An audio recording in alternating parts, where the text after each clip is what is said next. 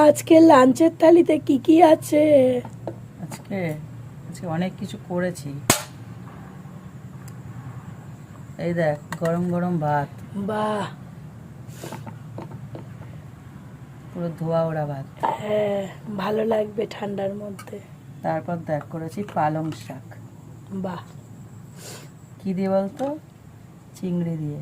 ও মা,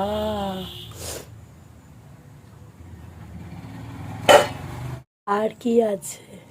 তোর সবচেয়ে প্রিয় জিনিস দেখ, এটা হলো চিংড়ি শুটকি চাটনি, কিন্তু এটাকে সবাই ভর্তা বলে, আমরা চাটনি বলি। ঝাল চাটনি। ঝাল চাটনি। আহ, ভালো লাগবে। আরও একটা জিনিস করেছি, কি? এই দেখ, সর্ষে দিয়ে তেলাপিয়া মাছ। বাহ, আজ দুপুরটা জমে গেল। দারুণ না? হুম।